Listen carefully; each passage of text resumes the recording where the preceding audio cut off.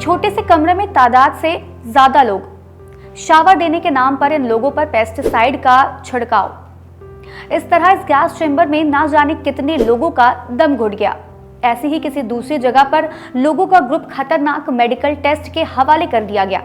ऐसे ही ना जाने कितनी यातनाएं शिविर हैं और ना जाने कितनी यातनाएं हैं। कितने माँ बाप ने ना केवल अपने बच्चे बल्कि अपनी नस्लें खो दी। कितनी बीवियों ने पति वियोग ही नहीं, उन्हें तड़प तड़प कर मरते हुए भी देखा।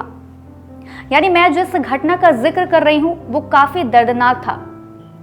घटना कौन सी थी ये बताएंगे हम आपको, लेकिन उसके पहले जरा कल्पना कीजिए कि अगर इस दर्दनाक घटना की तुलना आम जीवन की सामान्य समस्याओं से की जाए तो ये अच्छी बात तो नहीं कही जा सकती। जिस घटना में लोग तड़प तड़प कर मरे हों, उसका इस्तेमाल मनोरंजन में करना ठीक तो नहीं कहा जा सकता।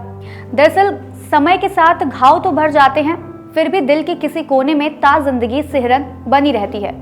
ये सिहरन उन लोगों के मन में होती है जो घटना के प्रत्यक्ष भागीदार होते हैं। ये सिहरन उन लोगों के मन में होती है जो इस घटना से जुड़े दर्द का सामना करते हैं, लेकिन यही सिहरन किसी दूसरी पीढ़ी के लिए बस एक बुरे दिन की तारीख होती है, एक शोक संदेश होती है, या शायद इससे भी कहीं कम ही इसका अस्तित्व होता है। हम बात कर रहे हैं हाल ही में रिलीज हुई बवाल मूवी के कुछ दृश्यों के बारे में। ये मूवी देश के नहीं बल्कि विदेश के दर्शकों को भी संवेदनशीलता का मजाक उड़ाते दिख रही है, जिसके चलते अमेरिकी यहूदी मानवाधिकार संगठन साइमन विसेंथल सेंटर के रब्बी अब्राहम कपूर ने अमेज़न से बवाल मूवी का मोनेटाइजेशन बंद करने के लिए कहा। अब्राहम कपूर ने इस फिल्म को नाजी नरसंहार के लाखों पीड़ितों के दर्द और उनकी हत्या का यानी होलोकॉस्ट की घटना का एक तुच्छ रूपांतरण कहा है।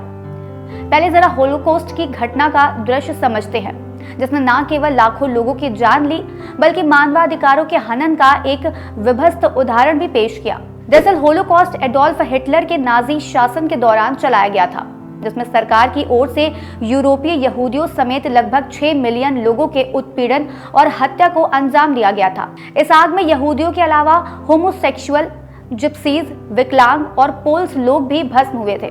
इस समय ऑशविट्स, सोबिबोर और ट्राब्लिका जैसे कई यातना शिविर बनाए गए थे, जिसमें सबसे कुख्यात था ऑशविट्स शिविर।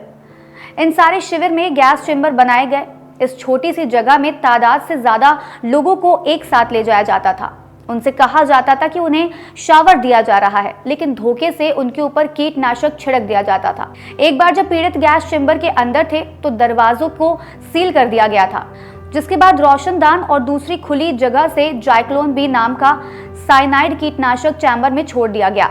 ये कीटनाशक तेजी से वेपोराइज होकर घातक हाइड्रोजन साइनाइड गैस में बदल गया।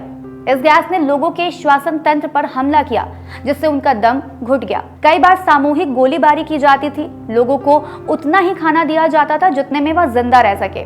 बंधुआ मजदूरी कराई जाती थी और ना जाने कितने अमानवीय व्यवहार किए जाते थे। इन लोगों के ऊपर मेडिकल टेस्ट किए जाते थे। इच्छा मृत्यु के नाम पर विकलांग और वृद्ध लोगों को सामूहिक रूप से मार दिया जाता था।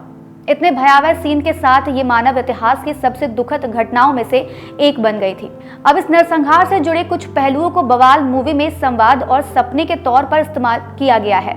जैसे मूवी में हीरो को एक सपना आता है कि वह और उसकी पत्नी एक गैस चेंबर में बंद हैं, जहां यहूदियों के साथ उनका भी दम घुट रहा है। हालांकि इस दृश्य ने नरसंहार में पीड़ितों के दर्द को उजागर किया है, लेकिन इस सीन को जिस रेफरेंस में यूज किया गया है वो असल में हीरो और हीरोइन की शादीशुदा जिंदगी में चल रहे दर्द को दिखाने के लिए है, जिसके चलते लोगों का आरोप है कि इतने दर्दनाक दृश्य को शादीशुदा जीवन की समस्याओं से कंपेयर करना सही नहीं है। यही नहीं, हीरोइन के उस डायलॉग पर भी दर्शकों को आपत्ति है, जिसमें उसने कहा है कि हर रिश्ता अपने अपने ऑशविट्स यानी यातना शिविर से गुजरता है। इसके अलावा हीरोइन के उस डायलॉग पर भी लोगों की असहमति है, जिसमें वह कहती है कि हम सब भी कहीं ना कहीं हिटलर ही है, जिसके पास अपना जो है उसे छोड़कर दूसरे के हिस्से पर जीत हासिल करनी है। जिन दर्शकों ने ये मूवी देखी है उनकी इस मुद्दे पर क्या राय है, आप कमेंट बॉक्स में जरूर बताएं। आज इस वीडियो में इतना ही। हम फिर मिलेंगे कुछ नई जानकारी के साथ। तब तक के लिए मुझे दीजिए इजाजत। नमस्कार।